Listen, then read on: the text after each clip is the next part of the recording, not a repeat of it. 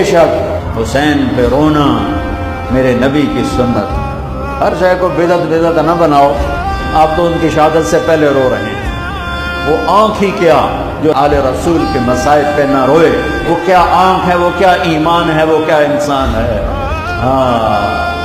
ام سلمہ سے آپ نے فرمایا ام سلمہ آج ایک فرشتہ ملنے آ رہا ہے بہت خاص، کسی کو اندر نہیں آنے دینا. بس ام سلمہ پیرے پہ کھڑی ہو.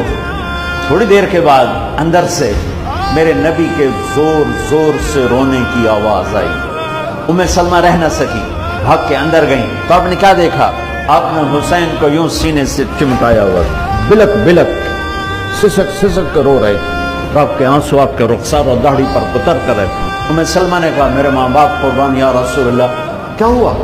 آپ ایسے تڑپ کے کیوں رو رہے ہیں؟ تو آپ نے روتی آواز میں کہا، بہتے آنسوؤں کے ساتھ، کپ کپاتے بدن کے ساتھ، کہ ام سلمہ یہ فرشتہ جو مجھے ملنے آیا تھا یہ میرے بچے کو دیکھ کر کہہ رہا ہے کہ آپ کی امت اس بچے کو قتل کر دے گی، اور جہاں اس کا خون گرے گا وہ مٹی مجھے دکھائی ہے اس نے.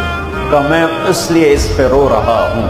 ابھی تو وہ شہید نہیں ہوئے اور رویا جا رہا ہے، تو اب تو ان کی شہادت پہ روتے ہیں، اور یہ قیامت تک روتے رہے گی دنیا. یہ اللہ کا نظام ہے. اس نے کربلا کے واقعے کو یوں کر دیا جیسے ہر سال آج ہی ہوا ہے، آج ہی حسین شہید ہو رہے ہیں.